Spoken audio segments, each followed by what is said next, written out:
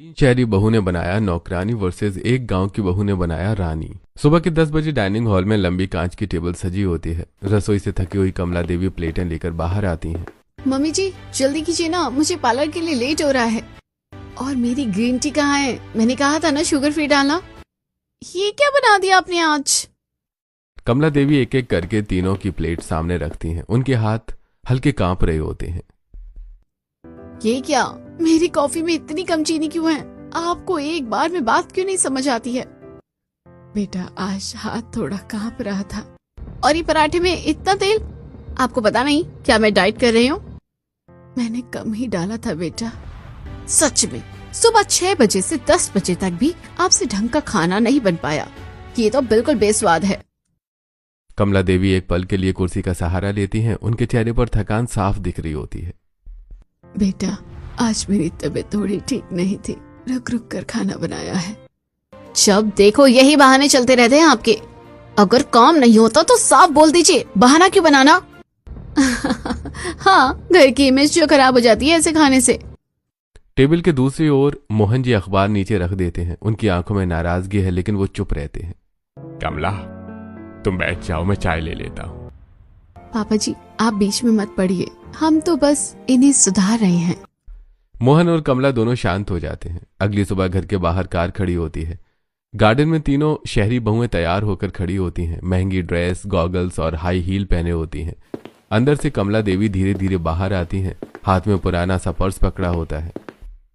बेटा मुझे भी साथ ले चलो, घर का थोड़ा राशन लाना है, आटा और दाल खत्म हो गया है। मम्मी जी कोई जरूरत नहीं है बाहर जाने की, ये उम्र आपकी घूमने फिरने की नहीं है। हाँ जो लाना है हमें बता दो, लिस्ट बना कर दे दो, हम ले आएंगे। और वैसे भी बाहर इतनी भीड़ रहती है, आपको संभलना पड़ेगा। कमला देवी कुछ पल चुप खड़ी रहती हैं लेकिन वो पीछे हट जाती हैं। अच्छा बेटा मैं लिस्ट दे देती हूँ। तीनों बहुएं कार में बैठती हैं। गाड़ी स्टार्ट होती है और तेज आवाज के साथ बाहर निकल जाती हैं। दोपहर को ड्राइंग रूम में तीनों बहुएं आराम से सोफे पर बैठी होती हैं। आज शाम की पार्टी में मेरा लुक सबसे अलग होना चाहिए। देखो देखो ये रील कितनी फनी है। अरे ये सीरियल कितना बोरिंग है, कुछ अच्छा सा लगा दो। उसी वक्त अंदर के कमरे से खांसी की आवाज आती है। कमला देवी हाथ में कपड़ा लिए पूरे घर की डस्टिंग कर रही होती हैं।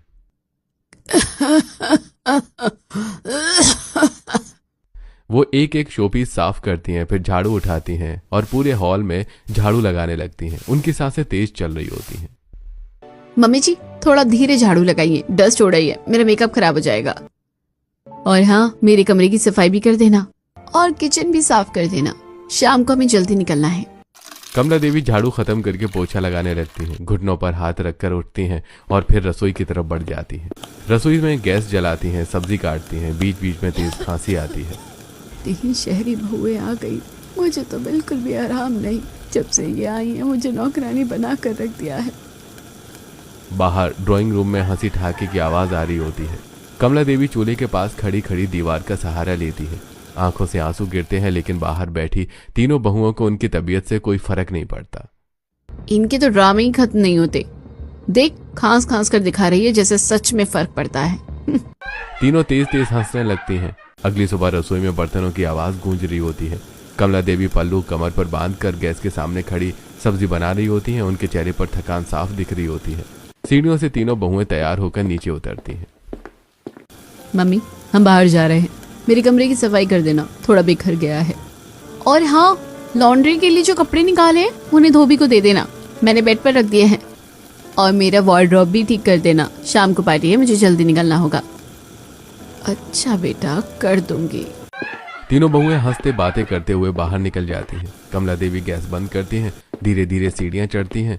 पहले काव्या का कमरा सही करती हैं। कपड़े बिखरे हुए, मेकअप टेबल गंदी। कमला देवी एक एक चीज समेटती हैं। फिर माया का कमरा, बेड पर कपड़ों का ढेर, वो सब तय करके अलग रखती हैं। फिर शिल्पा का कमरा, जूते चप्पल बिखरे पड़े होते हैं, वो झुककर सब ठीक करती हैं। नीचे आकर वो बाल्टी में पानी भरती हैं और घर के सारे कपड़े खुद ही धोने लगती हैं। उनके हाथ लाल हो जाते हैं, कमर सीधी नहीं हो पा रही होती है। हे भगवान, यही दिन देखने थे। इस घर की मालकिन थी, आज अपने ही घर में नौकरानी बन गई हूँ। दोपहर को पड़ोस की 4-5 औरतें अपने घर के बाहर खड़ी बातें कर रही होती हैं। कमला देवी अपने आंगन में कपड़े निचोड़ रही होती हैं। वो कभी उनके पास बैठने नहीं जाती है कि शायद उस डर से कि कोई उनका मजाक न बना दे। एक औरत खिड़की से झांक कर देखती है। देखना बेचारी कमला कैसी जिंदगी जी रही है, नौकरानी जैसा हाल कर दिया है। हाँ बहन, मुझे तो बड़ा तरस आता है। इतने बड़े घर की मालकिन थी और अब तीनों शहरी बहुओं ने इन्हें नौकरानी बनाकर रख दिया है। एक दिन मैं इनके घर गई थी, बेचारी पोछा लगा रही थी। अब बताओ इस उम्र में कोई पोछा लगाता है? मैं तो अपने घर में कभी न लगाऊं। हाँ बहन क्या करे, जिद भी तो बहुत थी कि शहर की बहू लानी है। अब देखो तीनों ने मिलकर कैसे धूल चटा दी। उनकी बातें कमला देवी के कानों तक पहुंचती हैं। वो एक पल के लिए रुक जाती हैं, हाथ से पानी टपकता रहता है। शायद गलती मेरी ही थी। वो चुपचाप सिर झुकाकर फिर से कपड़े सुखाने लगती हैं। अगली सुबह घर में अजीब सी खामोशी है। रसोई से बर्तनों की आवाज नहीं आ रही है। कमला देवी अपने कमरे में बिस्तर पर लेटी होती है, माथे पर हाथ रखा है, चेहरा लाल पड़ा होता है। तेज बुखार से उनका शरीर कांप रहा है। तीनों बहुएं सीढ़ियां उतरते हुए आपस में हंसती बातें कर रही हैं। फिर ध्यान जाता है कि नाश्ता तैयार नहीं होता है। आज नाश्ता क्यों नहीं बना? मम्मी जी कहाँ हैं? तीनों कमला देवी के कमरे की ओर बढ़ती हैं। दरवाजा आधा खुला होता है। अंदर कमला देवी पसीने में भीगी हुई लेटी होती है। बेटा मुझे आज बुखार है, तुम लोग घर का काम संभाल लो। अच्छा तो तुम्हें बुखार हो गया, और अब ये सारा काम कौन करेगा? हमें तो पार्लर भी जाना है। हाँ चुपचाप उठकर काम करो, घर का काम मुझसे नहीं होगा। ज्यादा ड्रामा करने की जरूरत नहीं है। ठीक है मुझे दवाई ला दो, मैं काम कर दूंगी। डिब्बे में जाकर देखो, कोई दवाई पड़ी होगी, उसमें से ले लो। तीनों बहुएं मुड़कर बाहर चली जाती हैं। कमला देवी धीरे धीरे से उठती हैं, हाथ लगाकर दीवार का सहारा लेते हैं। बुखार से बदन कांप रहा होता है। सीढ़ियां उतरते समय उनका पैर लड़खड़ाता है। ड्राइंग रूम तक पहुंचकर वो दवाई का डिब्बा खोलती हैं। कांपते हाथों से एक गोली निकालती हैं और पानी के साथ ले लेती हैं। फिर झाड़ू उठाती हैं। मम्मी जी जल्दी करना, हमें लेट हो रहा है। कमला देवी पूरे घर में झाड़ू लगाती हैं। माथे से पसीना टपक रहा है। खांसी और बुखार के बावजूद वो रसोई में जाकर सब्जी चढ़ा देती हैं। बर्तन धोते समय उनके हाथ कांपते हैं। एक प्लेट गिरते गिरते बजती है। महंगे बर्तन हैं। काम खत्म करके वो लड़खड़ाते कदमों से अपने कमरे में लौटती हैं और बिस्तर पर गिर पड़ती हैं। बिस्तर पर लेटी कमला देवी की आंखें धीरे धीरे बंद होती हैं। पुरानी यादें तैरने लगती हैं। वही घर, लेकिन माहौल खुशियों से भरा होता है। ढोलक बज रही होती है। तीनों बहुओं का गृह प्रवेश हो रहा होता है। मैं तो कब से चाह रही थी कि मेरे घर में शहरी बहू आए। अब मैं भी पड़ोस में दिखाऊंगी कि मेरी बहुएं कितनी सुंदर और नए जमाने की है। काव्या, माया और शिल्पा दहलीज पर खड़ी होती हैं। चेहरे पर मुस्कान, लेकिन आंखों में हल्की सख्ती होती है। हाँ माँ जी, अब हम आ गए हैं ना। अब आपको दिखाएंगे कि शहर की बहू कितनी अच्छी होती है। सब संभालेंगे हम। गृह प्रवेश की रस्म पूरी होती है, लेकिन उसी दिन के बाद तीनों बहुएं अपनी असली रंग दिखाना शुरू कर देती हैं। ताने, आदेश और अपमान। कमला देवी बिस्तर पर आंखें खोलती हैं। आंखों से आंसू बह रहे होते हैं। मेरी ही गलती थी कि मैं शहर की बहू ले आई। काश मैं मोहन जी की बात मान लेती और गांव की बहू लेकर आती तो ऐसे दिन ना देखने पड़ते।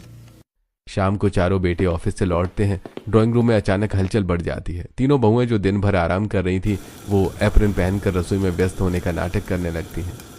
जल्दी जल्दी प्लेट लगा दो, सबको लगे कि हम ही काम कर रहे हैं। और हाँ, मम्मी जी का नाम मत लेना। थोड़ी देर बाद डाइनिंग टेबल सज जाती है। तीनों बैठते हैं। लीजिए, आज हमने खुद खाना बनाया है। अरे वाह, आज तो खुशबू भी अलग है। मम्मी कहाँ है आज? आज उन्हें थोड़ा बुखार था तो हमने सारा घर का काम किया, फिर उन्हें दवाई देकर आराम करने भेज दिया। मोहन जी चुपचाप सब सुन रहे होते हैं। उनकी आंखों में दर्द और गुस्सा दोनों है। कोई इंसान इतना झूठ कैसे बोल सकता है? बेचारी सुबह से काम कर करके थक गई थी। अब ये सब अपने पति के सामने नाटक कर रही है।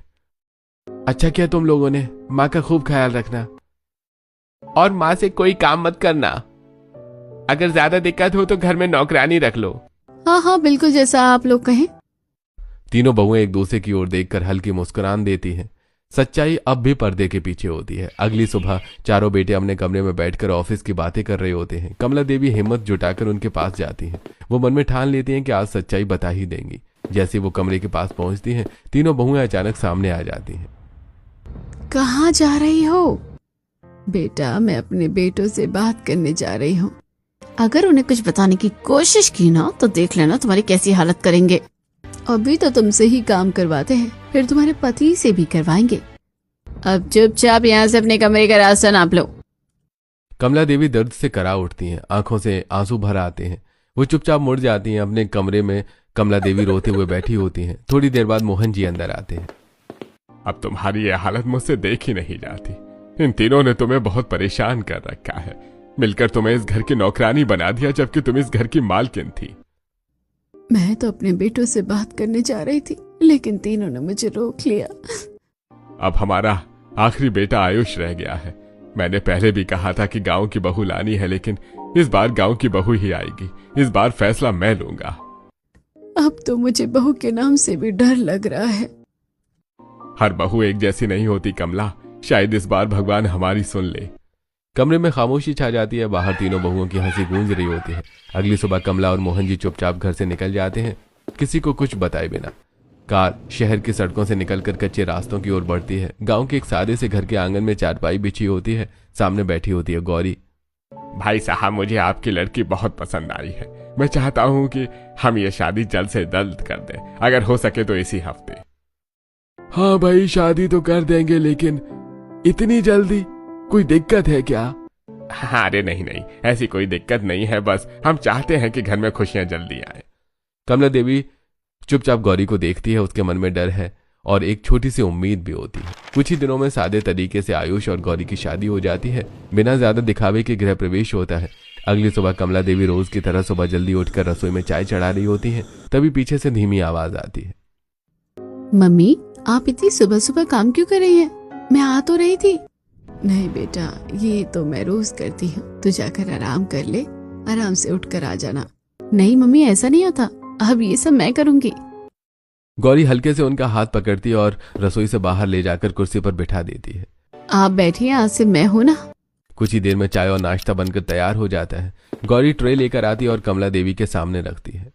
मम्मी, आप नाश्ता कीजिए और आइंदा से आपको रसोई के अंदर ना देखूं मैं।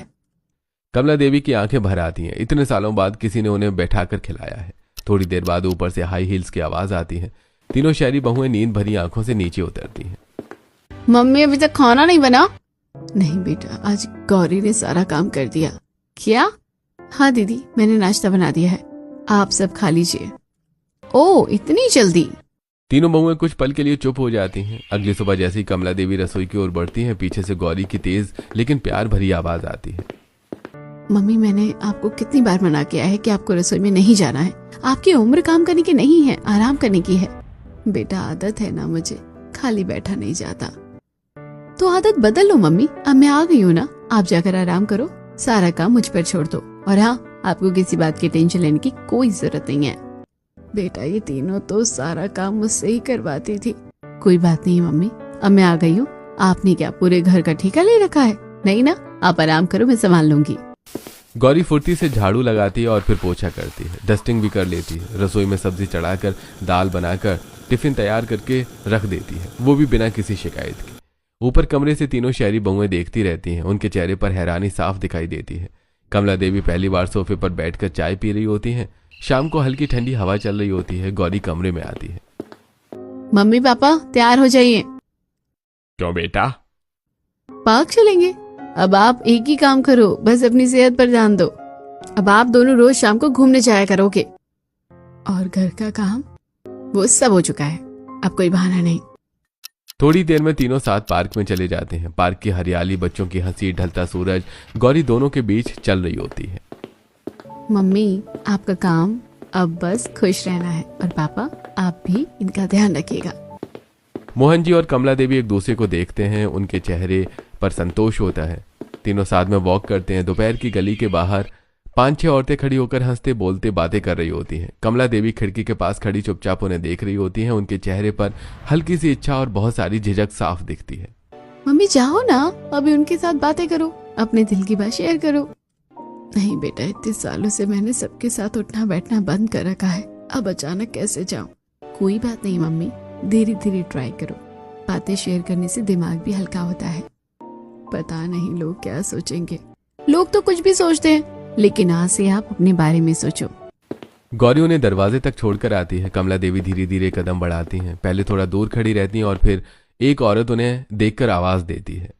अरे कमला जी, कितने दिनों बाद दिखी। कमला के चेहरे पर हल्की मुस्कान आ जाती है। धीरे धीरे वो भी बातों में शामिल हो जाती है। सालों बाद उनकी हंसी गली में गूंजती है। दूर खड़ी गौरी उन्हें देखकर मुस्कुराती है। अगली सुबह गौरी हाथ में एक पैकेट लेकर कमरे में आती है। मम्मी देखिए मैं आपके लिए क्या लाई हूँ। कमला देवी पैकेट खोलती हैं। अंदर से एक खूबसूरत हल्की गोल्डन बॉर्डर वाली रेशमी साड़ी निकलती है। अरे बेटा ये तो बहुत सुंदर है। सिर्फ सुंदर नहीं, ये बिल्कुल आप जैसी है। कमला देवी साड़ी को हाथों से सहलाती हैं। अगले दिन सास गार्डन में बैठी होती हैं। मम्मी चलो आज हम मॉल चलते हैं। ठीक है बेटा, मैं भी तैयार होती हूँ। कमला देवी अपनी अलमारी से एक सिंपल सी पुरानी साड़ी निकालती हैं और पहनकर बाहर आती हैं। गौरी उन्हें देखकर रुक जाती है। मम्मी ये क्या? बेटा मॉल के हिसाब से ज्यादा सादा ठीक रहता है। नहीं मम्मी, जो मैंने आपको कल महंगी साड़ी दी थी ना वही पहनी है। पर बेटा वो मॉल के हिसाब से थोड़ी ज्यादा हैवी है। नहीं मम्मी, मेरी मम्मी किसी रानी से कम थोड़ी ना है। कमला देवी की आंखें भर आती हैं। वो पहली बार खुद को सच में खास महसूस करती हैं। कुछ देर बाद वही खूबसूरत साड़ी पहनकर जब वो बाहर आती हैं तो जैसे घर में रोशनी फैल जाती है। गौरी उनके पास आकर पल्लू ठीक करती है। अब बिल्कुल रानी लग रही हो। कमला देवी आईने में खुद को देखती हैं और बहुत अच्छा महसूस करती हैं। सुबह की पहली किरण के साथ ही गौरी उठ जाती है। रसोई में हल्की सी भाप उठ रही है। कमला देवी कमरे से बाहर भी नहीं निकली होती हैं कि गौरी ट्रे में गर्म नाश्ता और दवा लेकर उनके सामने खड़ी होती है। मम्मी पहले आप नाश्ता कर लीजिए, दवा खाली पेट मत लिया करो। अरे बेटा मैं खुद कर लेती, अब आपको कुछ नहीं करना। कमला देवी कुछ कहे उससे पहले ही गौरी झाड़ू पोछा डस्टिंग सब्जी काटना सब कुछ निपटा देती है। कमला देवी की आंखों में खुशी चमक उठती है, लेकिन ये खुशी तीनों शहरी बहुओं को चुभ जाती है। तीनों एक कोने में खड़ी फुसफुसा रही होती हैं। गौरी उस समय रसोई में होती है। अभी ये गौरी तो अपने मायके चली जाएगी, फिर देखती हूँ तुम्हारा क्या हाल करते हैं। कर लो जितने मजे करने हैं, फिर हम भी देखते हैं कि गांव की बहू कैसे बचाती है तुम्हें। अरे बस बहनों, कभी इनकी वो फेवरेट बहू गौरी आ जाए। सारी बातें सुनकर गौरी बाहर आती है। दीदी आप ये सब बहुत गलत कर रहे हो। एक दिन देखना आपको इसकी बहुत बुरी सजा मिलेगी। हमारा कोई कुछ नहीं बिगाड़ सकता, न तू न इस घर का कोई इंसान। आते ही देखो कितनी सती सावित्री बनने लगी है। अभी गांव की गंवार हो ना तुम, इसलिए घर का सारा काम कर रही हो। थोड़ी दिनों में अपने रंग दिखाने लगोगी। रंग तो गिरगिट दिखाते हैं, मैं तो इंसान हूँ और यहाँ सबको दिख रहा है कि गिरगिट कौन है और इंसान कौन। तीनों बहुएं तिलमिला उठती हैं। गौरी बिना पलटे अपने काम में लग जाती है। अगले दिन गौरी अलमारी के सास के कपड़े ठीक कर रही होती है। अचानक उसकी नजर पड़ती है कई साड़ियों में छोटे छोटे छेद होते हैं। मम्मी ये क्या, आपकी इतनी सारी साड़ियों में छेद कैसे हो गए? बेटा कितने दिन हो गए कपड़े खरीदे हुए, मैं तो बाहर निकल ही नहीं पाती। उस दिन तू ही तो लेकर गई थी मुझे मॉल, लेकिन आपने मुझे कभी बताया क्यों नहीं? चलो आज फिर से मॉल चलते हैं। इस बार गौरी अपने ससुर को भी साथ ले जाती है। मॉल में गौरी सास के लिए एक से बढ़कर एक नई साड़ियां चुनती है। रेशमी, सूती, हल्की, त्योहार वाली। ससुर जी के लिए भी नई कुर्ते पजामे और शर्ट लेती है। बेटा कहाँ मैंने सोचा था कि मेरी शहरी बहू ये सब करेगी, और कहाँ मेरी गांव की बहू ने मुझे रानी बना दिया। मुझे पता था बेटा तू बहुत अच्छी है। जिस दिन से तू घर में आई है कमला की हालत बहुत बेहतर होती जा रही है। गौरी मुस्कुरा देती है। उसी शाम तीनों शहरी बहुएं सज धज कर बाहर निकलती हैं। हम डिनर पर जा रहे हैं, देर हो जाएगी। सास ससुर को घर पर अकेला छोड़ जाती हैं। कमला देवी खिड़की से बाहर देखती रह जाती हैं। तभी गौरी कमरे में आती है। मम्मी तैयार हो जाइए। क्यों बेटा, आज हम तीनों भी डिनर पर चलेंगे। मोहन जी मुस्कुरा देते हैं। थोड़ी देर बाद तीनों एक सुंदर रेस्टोरेंट में बैठे होते हैं। टेबल पर गर्म खाना सजा है। कमला देवी पहली बार बिना किसी डर बिना किसी जिम्मेदारी के आराम से खाना खा रही होती हैं।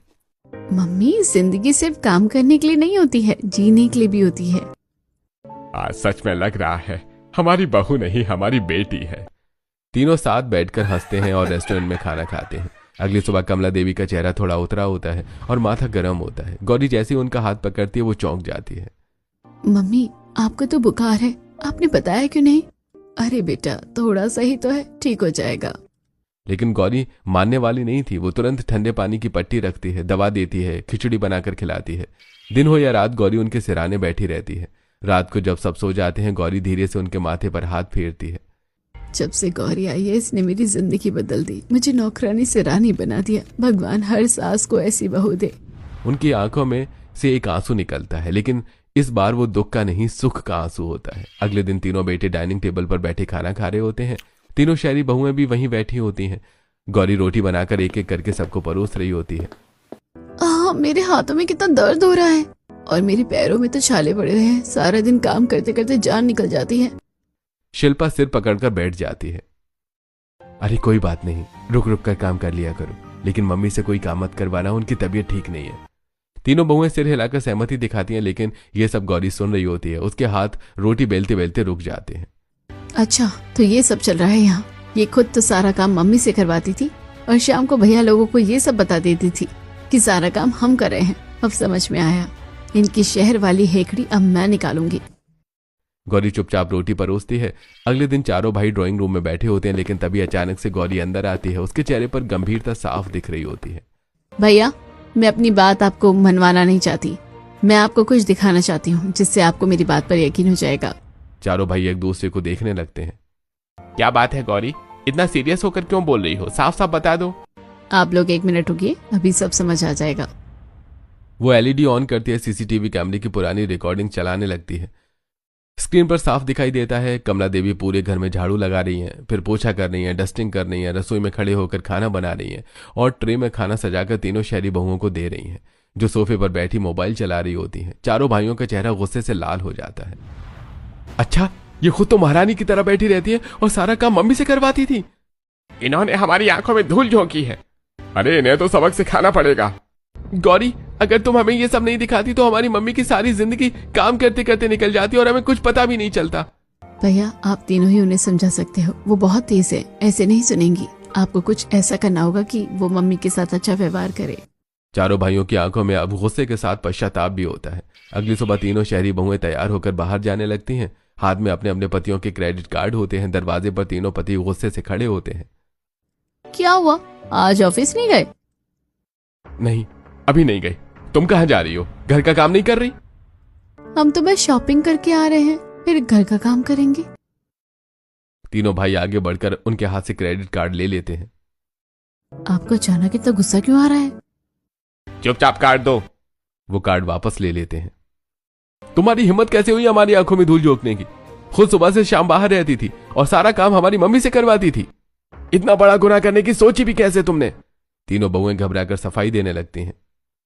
नहीं, हमने झूठ नहीं बोला। नहीं, हमने झूठ नहीं बोला। नहीं, हमने झूठ नहीं बोला। चुप। गौरी ने हमें सब बता दिया है, सब दिखा दिया है। अब क्रेडिट कार्ड तो दूर, तुम्हें इस घर में रहने की जगह भी नहीं मिलेगी। तीनों बहुएं घबराकर रोने लगती हैं। तीनों पति उन्हें दरवाजे की ओर ले जाने लगते हैं। अगर आज तुम इस घर से बाहर गई तो वापस कभी नहीं आओगी। डर के मारे तीनों बहुएं हाथ छुड़ाकर सीधे कमला देवी के पैरों में गिर जाती हैं। मम्मी जी, हमें माफ कर दीजिए। हमने आपके साथ बहुत बुरा किया। शहर की बहू बनने के चक्कर में हमने आपको नौकरानी बना दिया। हमें माफ कर दीजिए। बेटा, जब एक लड़की दूसरे घर में आती है तो सास उसे अपनी बेटी मान लेती है, लेकिन वो सास को कभी अपनी माँ नहीं मानती। मैंने तुम पर कभी पाबंदी नहीं लगाई, ना मैं चाहती थी कि तुम घर में बंद हो। मैं बस यही चाहती थी कि तुम इस घर की जिम्मेदारी समझो, क्योंकि ये घर तुम्हारा ही है। कल को मैं तुम्हारे पापा नहीं रहेंगे तो ये घर तुम्हें ही संभालना होगा। 3 शहर की बहुओं ने तुम्हें नौकरानी बना दिया था और एक गांव की बहू ने तुम्हें रानी बना दिया। तीनों बहुएं फूट फूट कर रोने लगती हैं। अगली सुबह तीनों शहरी बहुएं खुद झाड़ू लगा रही होती हैं। एक रसोई में खाना बना रही होती है, दूसरी सास के लिए दवा और चाय लेकर आती है, तीसरे ससुर जी के कपड़े प्रेस कर रही होती है। कमला देवी कुर्सी पर बैठी मुस्कुरा रही होती हैं और गौरी उनके पैर दबा रही होती है।